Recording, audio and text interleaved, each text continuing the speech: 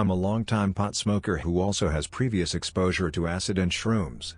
I had also smoked salvia a couple times in 2016, but that was my last psychedelic experience prior to ingesting these seeds. I'm 25 and I'm in the PhD program at my school in New York. I still like to drink and smoke on weekends even though I've had to cut out weekday drug use, ever since I made the resolution to straighten up and put my professional life first. I have 2 roommates, very straight-edge guys who are only acquaintances, who often like to make use of our kitchen living room whereas I normally stay in my bedroom, and I rarely ever have an opportunity to break out beer or the bong or anything in my apartment. But this past week, I had a rare opportunity. It's winter break, and my one roommate left town for a conference while my other roommate, Z, won't be back until the end of the month. Having the house to myself is one of my favorite things, and I immediately capitalized on the first night by having a low-key drink/smoke fest while I cranked up some music and gorged myself on frozen meals. As is usually the case, once I open the floodgates of slackerdom, if I don't have any obligations to compel me, there's usually a momentum toward just drinking and, especially, smoking more. But after this first night I was pretty hungover, and drinking anything more was far from my mind. I didn't really have very much left to smoke either, and on top of it all, I felt some pressure on myself to just suck it up and get back to my research. But I was still getting triggered by the fact that my roommate was gone, and coming home to the empty house every night was making me reckless. Sure enough, the second to last night of his absence, my mind wandered toward the idea of trying out some unconventional substance. There were really 3 that interested me: nutmeg, diphenhydramine, and morning glory, LSA. I never had any serious intention of doing Benadryl. Nutmeg and morning glory, on the other hand, made me vaguely curious. That night I was reading trip reports regarding nutmeg online, but as I read through them, I became daunted by the inconsistency of the reports. I kept finding bad ones that reported paranoia, distress, bodily discomfort, etc., and any good ones I would find were vague, and I couldn't figure out what constituted the difference between a good or a bad experience. As far as I could tell, like Benadryl, it was basically a poison that causes hallucinations within a certain safe dosage. So I lost interest in that substance, but then I remembered hearing that you can also trip using morning glory seeds. I looked it up and I was very relieved to find that it's a known quantity among the indigenous, who have a history of using it for magical properties. That made me think that it might be somewhat legit, but still, as I went to bed that night, I told myself that these hypothetical ideas were too risky and outlandish, and I should just keep it mellow for my last night by myself. But when I woke up the next morning, the temptation came on strong. I said, "What am I, stupid? This is the last chance I'll have to try these things in God knows how long." And so I got up, I got ready, and I went out to Home Depot and bought 2 packs of morning glory seeds, each with 70 seeds. I also bought a food chopper thinking that I would grind them up. I finally got home around 11 a.m. and quickly ate a Subway sandwich for lunch. Then I took a minute to establish my intentions for the trip. I repeated the same technique that I had used to face salvia and withstand her without being destroyed. I simulated the dialogue of the substance as deity in my head. I had it ask me, "Who do you know? What do you want? Who are you?" Every time I ran through the questions I answered, "I've met salvia, I want to learn from you, my name is Logan," with subtle variations each time. Although I originally would answer, "I want to learn," my answer changed as the repeated question made me rethink my feelings, until at the end, I was answering, "I want to play with you." When I felt like this was set, I got up and I laid my first pack of 70 seeds under the chopper. But after a few seconds try, I got dismayed as it seemed like the chopper was no good. I experimented with a knife, seeing if it would be possible to grind the seeds down that way, but it could do nothing. So, giving up on this, I just scooped up the pile of seeds and began to chew them one pinch at a time, swallowing them when they had become ground up. It was about 11:30 a.m. The taste was not that bad in my opinion. It tasted like eating grass, but I didn't feel any reflex to gag or retch it back up. I wanna say it was only 5 minutes at most before I started to feel a slight buzz in my body. It was similar to being stoned where the back of my head gets warm and tingly, except there were no mental effects yet. I was feeling some anticipation, and I was speculating what may follow, but for the most part my mind was clear. Then, by about 12 p.m., the body load began to increase and for the first time I really noticed my stomach churning. The pain hurt about as much as a normal stomach ache, and it wasn't anything more than I could just put up with. Whether from the anticipation, or as an effect of the seeds, I started to get slightly giddy and waves of excitement flashed through my head.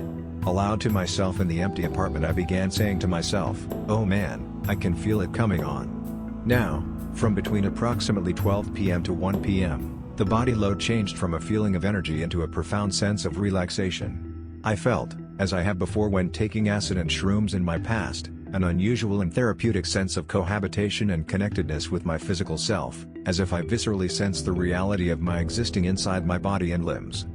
I began to sigh and the tension drifted away from my body as I sat at our table in the kitchen, watching YouTube. The artist in question was a gamer who streams himself playing computer games. As I watched it, I noticed myself watching the footage as if from a subtly different perspective. This particular gamer attracts a frankly vile crowd of spectators in his chat. He mostly plays the Total War series with large-scale medieval battles to the death. Normally when I watch it, I sort of have my guard up.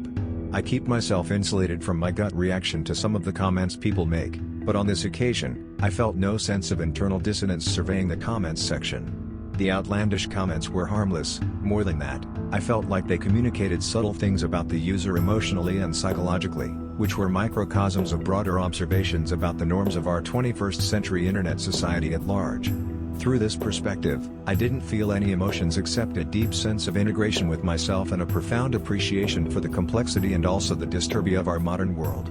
Combined with the feeling in my body, it was pleasant, and to me at the time it represented an epiphany about myself, how I got caught up in gut reactions to seeing and hearing things, when there was a deeper level of perspective that could set me above the agitation of getting caught in the thick of it all. I am on lifelong struggle to feel healthy and to overcome my conditioned agitation at the sight of negativity and animosity. The feeling of relief I got from these seeds felt like an epiphany because it served as an answer to this quest, a quest which is most of the time overly schematized and objectified in my internal dialogue. It's just too bad that these epiphanies are knowledge which is imparted by ingested chemicals, a feeling of knowledge which inevitably fades away when the chemical has left my system. Sometime during this time span between 12 and 1 p.m., the song Push by Matchbox 20 suddenly popped into my head. I had listened to this song a few days before. I was fully well embracing the premise of a magical encounter with the unknown deity of the seeds, so anything that my subconscious imagination presented to me I was lightheartedly treating as the interpolation of the god.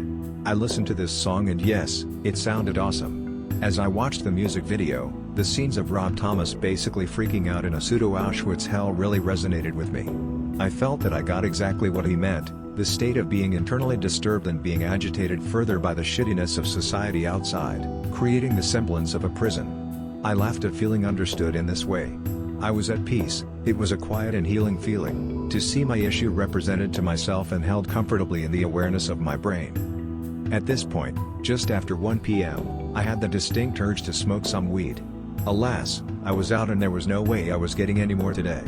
I began trying to test how intoxicated I still was. Looking at my walls, carpet, kitchen, I felt as if I saw patterns more easily on the surfaces. They weren't quite any kind of hallucination per se, just that my mind was latching onto patterns, for example in the discoloration on our carpet, or the bricks in the wall. Specific objects, too, if I placed my focus on them, stood out very easily from the environment as if all of my attention was easily centered onto them. I think about this time or just before I experienced another wave of stomach pain, but it was still mild enough that I wouldn't call it nausea. I had no paranoia or discomfort whatsoever. I was still feeling a welcome release from my anxiety and a certain therapeutic fatigue in my limbs. I was, however, really getting exasperated and torn by my lack of anything more to do. I was also really wishing the effects would come on stronger, but alas, to my perception, it seemed they were plateauing or even fading already. I was wondering, would that be because of my method of ingestion? It had only been a little more than 2 hours. I decided I would try to boost the effects by doing the other pack of seeds.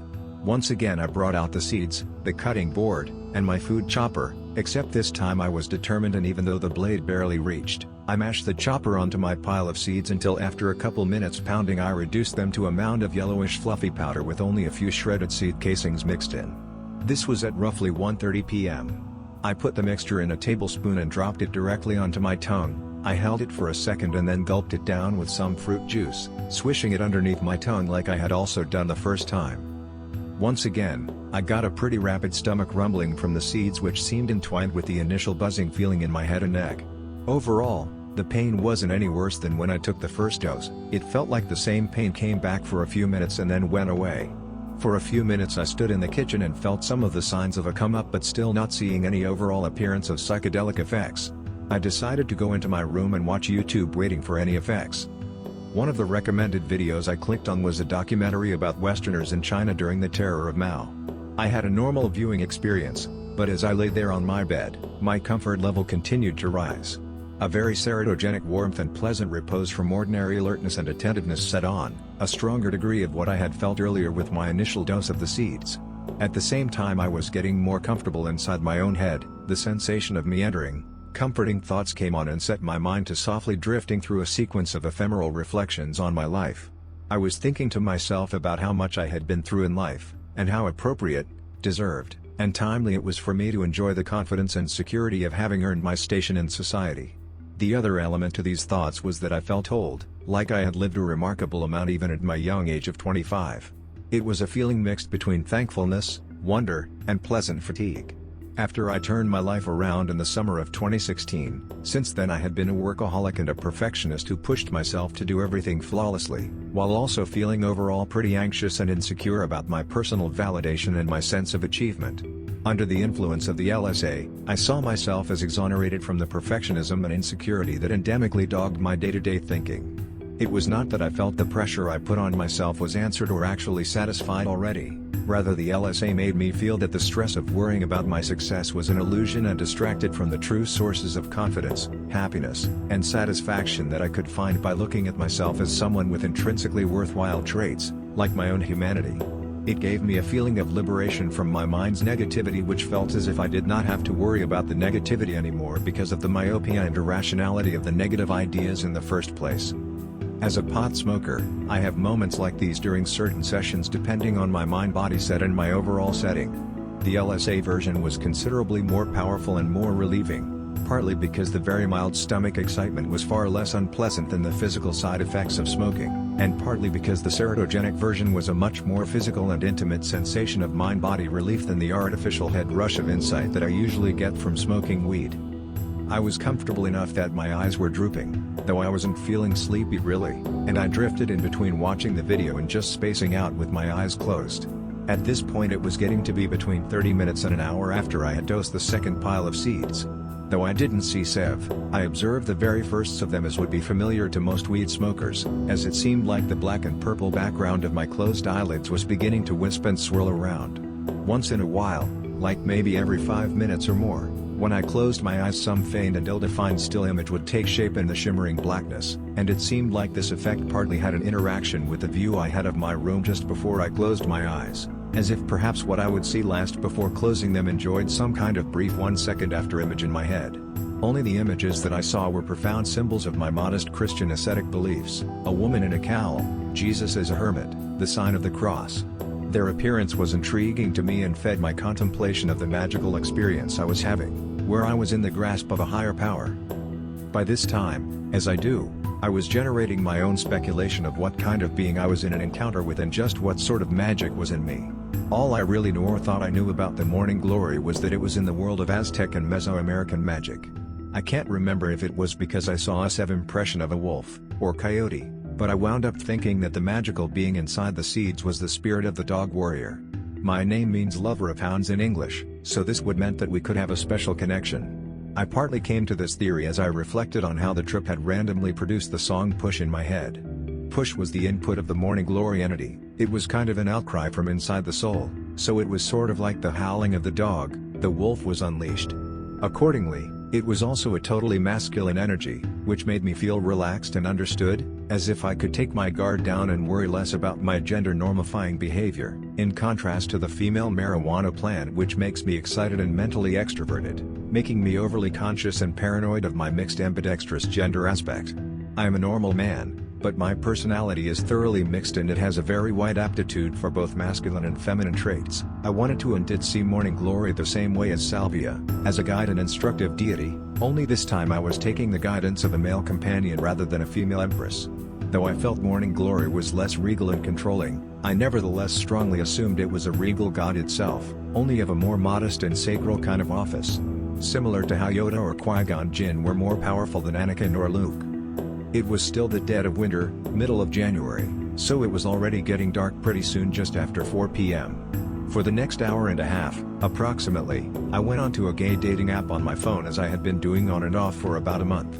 At this time I was exploring my ambiguous homosexuality. It was the first time I had been willing to test my homosexuality since I left undergrad in 2014. I've never had a girlfriend, and after being traumatized by my childhood friends' attempts to compel me to be gay, I spent my high school years with a fixation on the role of the woman in pornography and a complex about the feminization of my body through the penetration of the anus. There was definite cause to think I might be gay because of these things, so for the last month I had returned to contacting people on Grindr to continue an extremely fragile and delicate exploration of my sexuality that I had originally pursued with very inconclusive results between 2012 to 2014 back in college. In these conversations, dialect was the essence of the investigation. I was basically trying, deliberately, to find a dialect of speech that could accommodate people's homosexual interest in me. In doing so, I was feeling myself out, trying to determine whether or not the dialect was viable and genuine. My investigation up to that time had shown that when I was high on weed, a homosexual dialect came to me not entirely unreadily when talking and sexting to people. The problem was that I remained deathly unwilling to place myself in a sexual encounter with another man, basically because I didn't feel that I would have the copious degree of control over the encounter that I seemed to feel that I would need if I were ever going to get naked with another man and let him have sex with me. It remained potentially as the verdict, to my thinking, that the human individual male personality embedded in the person that I would have sex with was not a viable persona for me to partner with for the purposes of sex. On that basis, given that consequently any such body filling that role would have to be a not person or not male, the whole thing might just be a dysfunctional network of my mind because of the extremely aggressive, isolating, and domineering tactics my friend had used to try and overcome my resistance. Anyway, this is part of the trip to report that, however critical that fundamental quandary remained for any chance of my being gay, I do have to report that my experience on Grindr under the influence of LSA was probably the closest I have ever come to feeling like it was really natural. This is bearing in mind that all I was doing was sexting a couple of different people, receiving images from them and sending some images of me. This is at the core of my fixation. Nevertheless, I did manage to have a rudimentary sexual encounter with these two men on the app.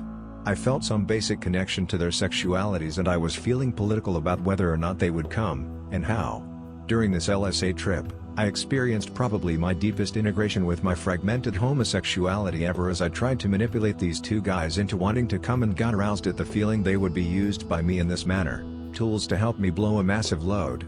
Definitely part of what was letting me get into this experience was the extremely intimate and comforting serotonin feeling I had in my body, which is best described as realizing some intense new dimension to being in your own skin that you had never perceived before. Probably many people who have done psychedelics would recognize this feeling. Anyway, I finished sometime between 5:30 and 6 p.m. and my next thought was to jump over to Price Chopper and grab some dinner. First I had to use the bathroom. While I was in there, I noticed the strongest visual effect to date as I was fascinated by my own appearance. I was extremely attentive to the details of my face, and I very slightly did not recognize myself, or rather something indescribable about me was altered. Very slight waving effects seemed to be evident in my vision, at a level where they seemed partly like a figment of my belief or dependent upon my confirmation bias. I okayed myself to drive about 800 meters down the street to Price Chopper. I was in a wonderful mood while I was in there, grabbing some frozen meals and a six-pack of beer. I felt a very slight but not unpleasant paranoia, as if every person I passed was aware of me and had a thought about me in their head, informing their actions also. I was comfortable though, because I expected to pass any actual encounter with a friendly air of confidence. I got back home and I made a serious mistake, which was that I rolled myself a cigarette, in the first place desiring to smoke anything out of habit and vainly hoping that combined with LSA it would shed some of its negative side effects. I couldn't have been more wrong about this, as actually the cigarette delivered an extremely unwelcome agitation into my brain and despoiled the feeling of tranquility I had received in my body. This outright damaged my happiness, but the fundamental influx of contentment and positivity that I had received from the LSA remained at the same time. I was basically left standing next to my car feeling a bevy of uncomfortable nicotine effects, but still firmly possessing nevertheless a contentment and optimism in my executive functioning. I told myself that I would feel better when I ate my dinner and cracked a few of the beers. Suddenly, a miracle happened to me. As I was putting my tobacco away, the center console of my car fell open and my weed grinder fell out. I didn't know where I had misplaced it, but suddenly here it was, and when I looked inside, sure enough I had saved myself a bong rip of weed from New Year's. But here I must emphasize the negative impact that my cigarette had wrought on me, as someone who does not habitually smoke cigarettes. Despite what a good bonus this grinder was for me, it didn't really do anything to alleviate my anxiety, and actually I was apprehensive about smoking it now because I didn't know if it could actually fix the mistake I had made. I got back inside, and as I ate and drank some beers, the edge came off from my anxiety, but I remained, having plummeted sharply from the degree of happiness and tranquility I felt when I headed home from Price Chopper. Whether or not it had anything to do with the cigarette, the LSA effects seemed to be decreasing from when I had peaked before I left the apartment, and I no longer saw any open or closed eye visuals, while my thinking appeared to be totally normal. And actually, around 9 to 10 p.m. as I was finishing my drinking, I began to feel outright anxious and depressed. I decided then that I was going to take my rip of the bong, not entirely convinced that it was going to actually work and deliver me the relief that I wanted. This is where the most significant event of the trip occurred by far. I ripped the hit out of my bong on my balcony, drunk to the point where it passed sort of in a blur, and my anticipation for anything good to follow was low. I put the bong away feeling worse, almost let down as it had done nothing, and I remained far more preoccupied with the tobacco I had smoked than the gravity of that mistake. My headspace was uncomfortable as I stumbled into my room and flopped into my bed for sleep. I lay there with my head ringing. There was in fact a slight headache, and at this point a fairly serious agitation and anxiety in my thoughts that had no clear expression. I felt my mind was like a fiery, painful cauldron. It was then that I had my eyelids about a hair open, very dimly viewing the foot of my bed, when suddenly it appeared like there were two balls of light in my vision swirling around in a circle. This made my anxiety worse, as I felt to myself, good God, I've done myself in with drugs tonight. I closed my eyes and the balls disappeared. As I closed my eyes, it was like the balls accordingly started to collapse into one another, although this movement was not entirely accomplished before I closed my eyes. I was then just staring into the blackness of my mind's eye against my eyelids. At that time it was as close to a purple and red vaporous hell as I could possibly imagine. When suddenly I had the profoundest sensation. It was as if a tube, or tunnel, opened in the center of my forehead, by which I mean my mind's eye or my vision also. And in an instant, acting upon my purest instinct, I seized upon the opening and I pushed with my mind. I pushed forward with my psyche upon the perceived appearance of a tunnel opening, and as I did so, I felt a sensation of my mind racing into the tunnel like a pipe of a flushed toilet or something. And though I remained in the grips of an overall mind-body discomfort, without really knowing what it meant, my movement into the opening faintly allowed me to believe in some kind of progress or transformation that slightly lessened my distress. I fell asleep at last, and I woke up the next morning actually feeling pretty well. I was comfortable inside my bedsheets, and I felt pleasantly rested and tranquil as I laid there and enjoyed waking up late to the comforts of the morning sun, the empty apartment, and my sober mind. But it's the long-term after effects of this trip that are truly significant to me personally, especially as it relates to the mystical hallucination I had falling asleep.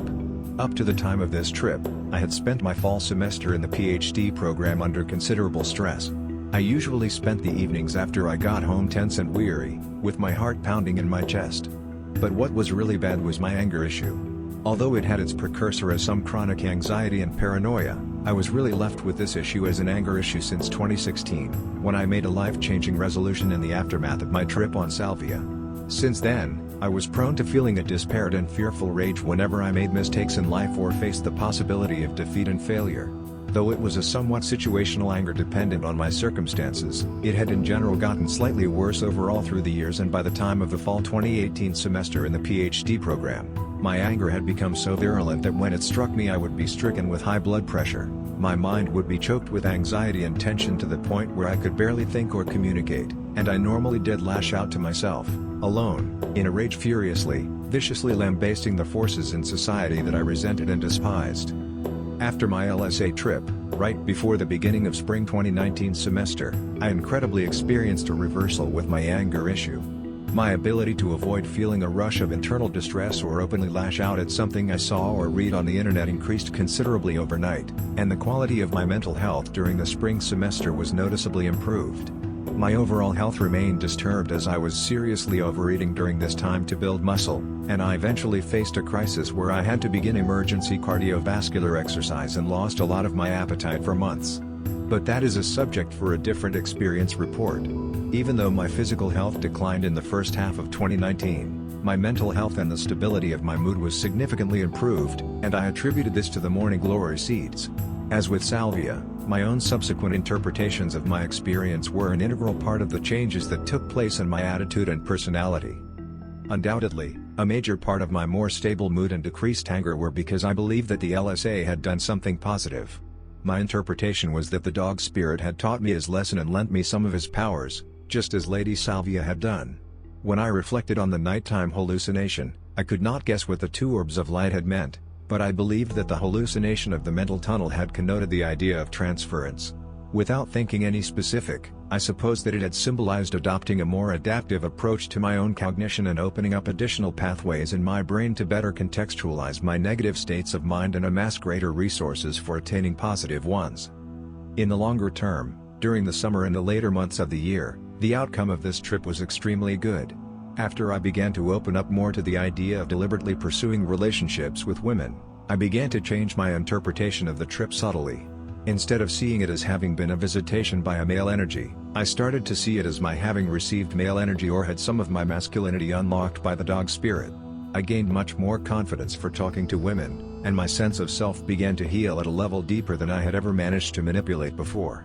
By the end of the summer, combined with exercise and healthy eating, I had radically dispensed with my anger issue and my concept of my own worth was dramatically more healthy than my previous dependence on self-denying labor and my objectification of the individual. I have now encountered at least 2 magical spirits in my life. I do not know whether or not there was a deity contained within the acid I took in undergrad, both of which added considerably to my sense of self and gave me gifts of power that enabled me to make urgent changes to my attitude that rescued me on both occasions from a dangerous spiral. Whether or not I have some intuition for these matters is not something I wish to speculate on. Nor is it what I think is really important to handling the powers of the mystical substances. The right approach to preparation, study, mindfulness, and reflection are the disciplines which allow the individual to maximize their personal gain from the encounter with the almighty gods.